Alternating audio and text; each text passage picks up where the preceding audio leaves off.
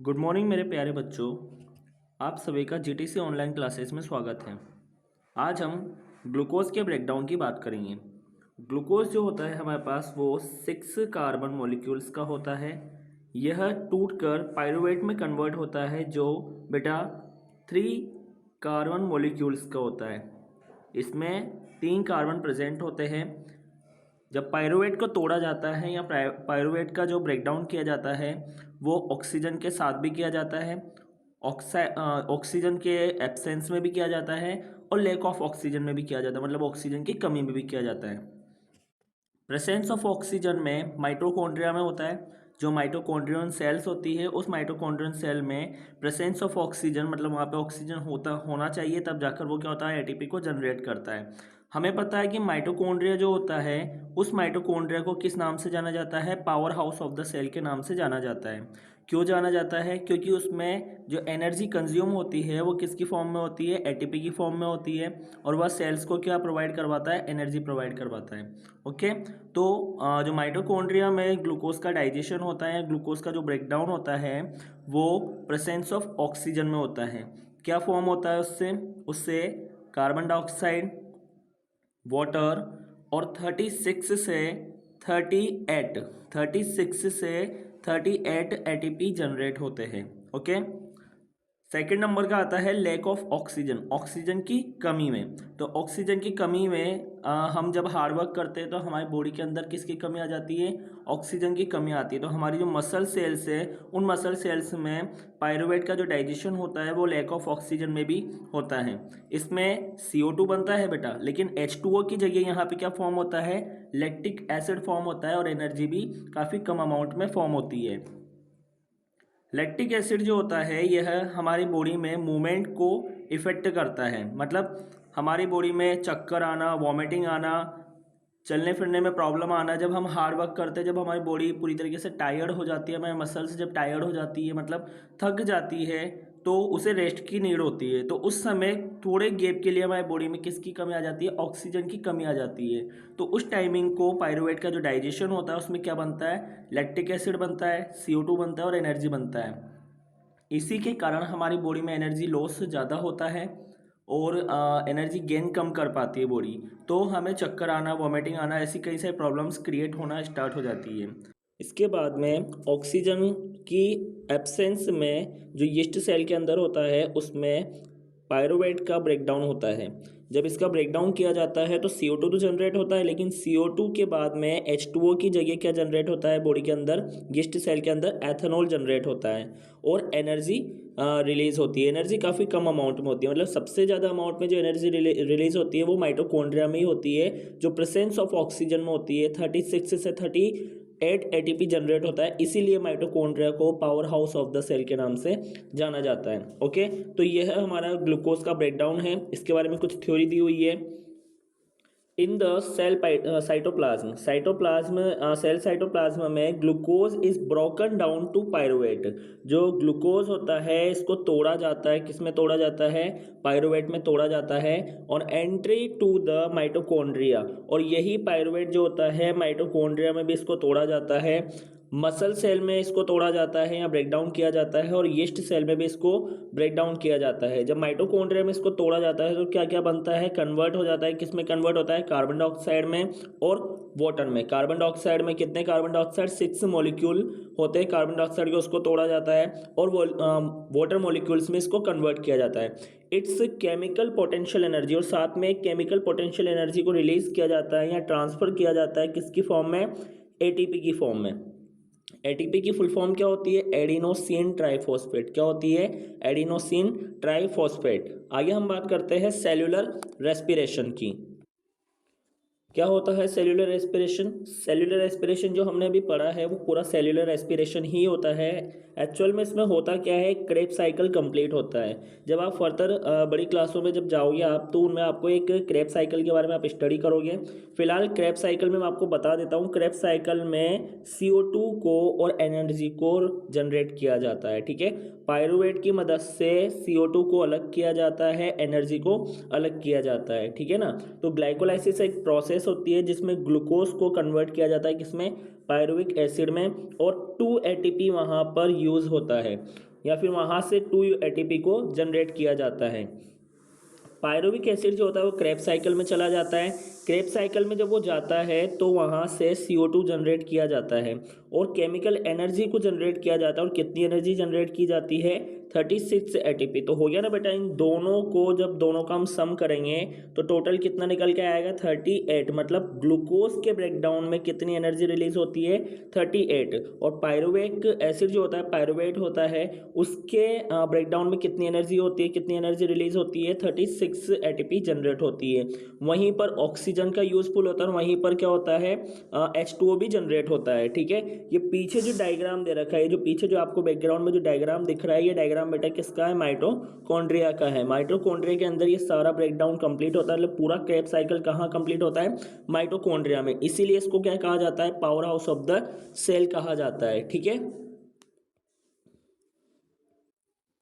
अब हम आगे बात करते हैं ग्लाइकोलाइसिस। ग्लाइकोलाइसिस क्या है? देखो, ये जो ग्लूकोज दे रखा है, जो यहाँ पर सामने जो ग्लूकोज का स्ट्रक्चर दिया हुआ है, इस ग्लूकोज में ग्लाइकोलाइसिस प्रोसेस के माध्यम से क्या किया जाता है? इसको कन्वर्ट किया जाता है पायरुवेट में। ठीक है, तो मैंने बेटा अभी ही आपको बोला था कि जो ग्लूकोज होता है वो कितने कार्बन वाला होता है? 6 कार्बन मॉलिक्यूल होता है। तो 6 कार्बन मॉलिक्यूल को 3 कार्बन में, ये रहा देखो, यहाँ पे कितने कार्बन है? 3 कार्बन है। यहाँ पे भी कितने कार्बन है? 3 कार्बन है। ठीक है, तो यहाँ जो पायरुवेट बनता है उसके कितने मॉलिक्यूल जनरेट होते हैं? यहाँ पर 2 मॉलिक्यूल जनरेट होते हैं। मतलब यहाँ पर 3 कार्बन वाला एक मॉलिक्यूल जनरेट होता है, ये रहा 3 कार्बन वाला एक मॉलिक्यूल जनरेट होता है, और दूसरा भी 3 कार्बन वाला एक और मॉलिक्यूल यहाँ पे जनरेट होता है। ठीक है, इस प्रोसेस को क्या कहा जाता है बेटा? ये जो प्रोसेस होती है, ये जो प्रोसेस होती है, इसको क्या कहा जाता है?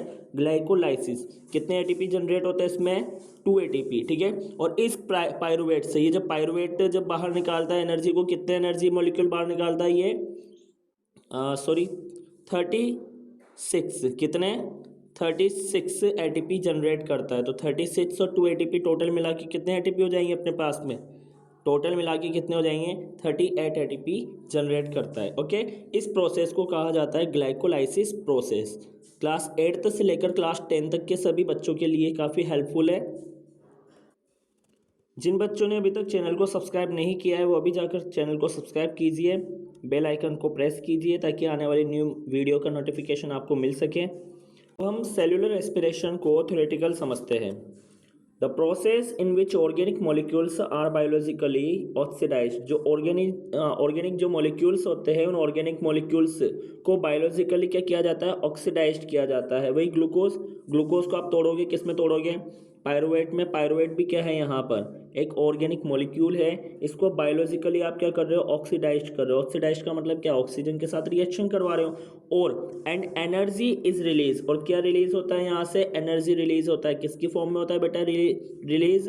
ATP की फॉर्म में होता है। किसकी फॉर्म में होता है? ATP की फॉर्म में रिलीज होता है। ठीक है, in the form of ATP is called cellular respiration. 1 marks का आता है एग्जाम में क्वेश्चन कि सेल्यूलर रेस्पिरेशन क्या होता है। ठीक है, तो सेल्यूलर रेस्पिरेशन क्या होता है कि the process in which organic molecules are biologically oxidised and energy is released in the form of ATP is called cellular respiration. Cellular respiration is basically an amphibolic process. एक ऐसी process के दौरान एक process होती है amphibolic process. जब आप आगे बड़ी कक्षाओं में जाओगे वहाँ पर डिटेल में क्रेब्स साइकिल और एम्फीबॉलिक प्रोसेस के बारे में बताया जाएगा। ओके, तो सेल्यूलर रेस्पिरेशन में बेसिकली एक प्रोसेस कंप्लीट होती है जो मल्टी स्टेप्स में चलती है, अलग अलग स्टेप्स में चलती है। जो अपन ने अभी ऊपर पढ़ा है ना, पूरा का पूरा, कि ग्लूकोज से पायरुवेट बना है, पायरुवेट से फिर एम्फीबॉलिक प्रोसेस स्टार्ट हो गई। यहाँ पर ऑक्सीजन की उपस्थिति में, मतलब presence of oxygen, lack of oxygen और एब्सेंस ऑफ ऑक्सीजन में अलग अलग स्टेप बाय स्टेप क्या होते हैं? कई सारे मटेरियल्स, कई सारे जो कंपाउंड्स होते हैं वो फॉर्म होते हैं, एनर्जी रिलीज होती है। ये जो प्रोसेस है, इस प्रोसेस को कहा जाता है amphibolic process. Okay,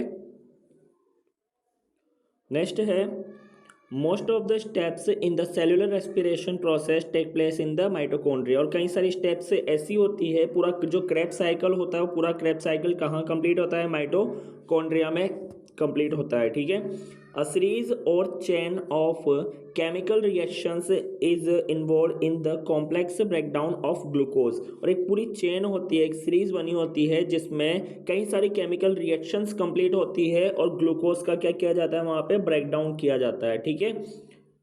The ultimate aim of cellular respiration is to completely break the carbon bond. देखो ग्लूकोज तोड़ना है, अब ग्लूकोज ऐसे थोड़ी टूटेगा। ग्लूकोज को तोड़ने के लिए हमें सबसे पहले कौन से बॉन्ड को तोड़ना पड़ेगा, कार्बन के बीच का जो बॉन्ड होता है उसको क्या किया जाता है, ब्रेक डाउन किया जाता है।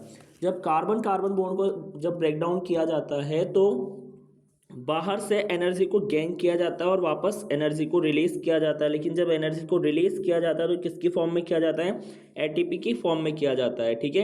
अब आपसे एक क्वेश्चन पूछता हूं कि जो अपने पास में एटीपी की फॉर्म में एक वो कौन सा ऑर्गेनेलिज होता है जो एटीपी की फॉर्म में एनर्जी को रिलीज करता है और उसे powerhouse of the cell के नाम से जाना जाता है। ठीक है बेटा, ये क्वेश्चन का आंसर आपको कमेंट करके बताना है। ओके,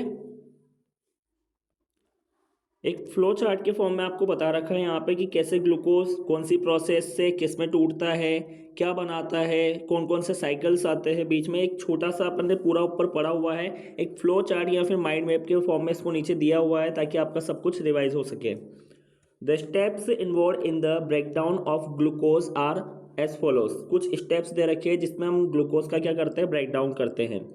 फर्स्ट नंबर पे जो हमारे आता है वो कौन आता है, यहाँ पे फर्स्ट नंबर पे होता है हमारे सबसे पहले ग्लूकोज। ये रहा ग्लूकोज। ग्लूकोज को हम कौन सी प्रोसेस से, ग्लाइकोलाइसिस प्रोसेस से किस में कन्वर्ट करेंगे, पायरुविक एसिड में कन्वर्ट करेंगे। या फिर हम कहें कि ग्लूकोज को तोड़ के हम पायरुवेट बनाएंगे। कितने मॉलिक्यूल्स वाला पायरुवेट, कितने मॉलिक्यूल्स का होता है, कितने कार्बन मॉलिक्यूल प्रेजेंट होता है इसमें, 3 कार्बन मॉलिक्यूल प्रेजेंट होते हैं। एक ग्लूकोज से कितने बनाए जाते हैं पायरुवेट, 2 पायरुवेट बनाए जाते हैं 3 कार्बन मॉलिक्यूल वाला। ठीक है। उसके बाद में एसिटिल CoA में इस प्रोसेस में चला जाता है। उसके बाद में क्रेब साइकिल में कंप्लीट होता है पूरा क्रेब साइकिल। बेटा यहाँ से क्रेब साइकिल पूरा का पूरा कहाँ कंप्लीट होता है, माइटोकॉन्ड्रिया में कंप्लीट होता है। कहाँ पर कंप्लीट होता है, माइटोकॉन्ड्रिया में कंप्लीट होता है। पूरा का पूरा कहाँ कंप्लीट होगा, ये माइटोकॉन्ड्रिया में कंप्लीट होता है। ठीक है। तो माइटोकॉन्ड्रिया में ये प्रोसेस कंप्लीट होती है। फिर electron transport chain and oxidative phosphorylations वहाँ पे कंप्लीट होगा और फाइनली आपको क्या निकलेगा, एनर्जी को रिलीज किया जाता है। ठीक है। तो इसमें से जो मोस्टली आपके सिलेबस में वो सब कुछ मैंने आपको पढ़ा दिया, इस छोटी सी वीडियो से समझा दिया पूरा। फिर भी अगर आपके कुछ डाउट या क्वेरीज रहते हो तो आप कमेंट कर सकते हो। ओके, टोटल एटीपी यहाँ पे जनरेट होता है। टोटल एटीपी कितना जनरेट होता है, आपको ये भी पता है कि टोटल एटीपी जो जनरेट होता है कि स्टार्टिंग में तो 36 एटीपी जनरेट होता है। कितना होता है, 36 नहीं, स्टार्टिंग में कितना होता है, स्टार्टिंग में होता है 2 एटीपी। सबसे पहले कितने एटीपी जनरेट होते हैं, 2 एटीपी जनरेट होते हैं। 2 एटीपी कब जनरेट होता है, कौन सी सिचुएशन में, कि जब ग्लूकोज से पायरुवेट बनता है तो कितने एटीपी जनरेट होता है, 2 एटीपी यहाँ पर जनरेट होता है। ठीक है।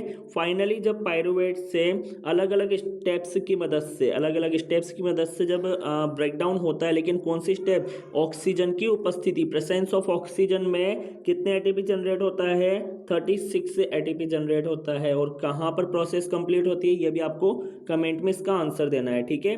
A total of 38 molecules of ATP are yielding from the breakdown of glucose। Glucose के ब्रेकडाउन से टोटल कितने मिलते हैं, स्टार्टिंग की बात कर रहे हैं अपन, पायरुवेट की बात नहीं कर रहे, किसकी कर रहे हैं, ग्लूकोज के ब्रेकडाउन से कितने एटीपी जनरेट होते हैं, 38 एटीपी जनरेट होते हैं। ओके, अगर अभी भी अगर आपकी कोई क्वेरी है तो आप कमेंट कर सकते हैं, क्वेश्चन पूछ सकते हैं, आपको वहीं पर आंसर मिल जाएगा। ठीक है। और जिन बच्चों ने अभी तक सब्सक्राइब नहीं किया है चैनल को सब्सक्राइब कीजिए, ज़्यादा से ज़्यादा बच्चों तक शेयर कीजिए और इस वीडियो को लाइक कीजिए। Thank you.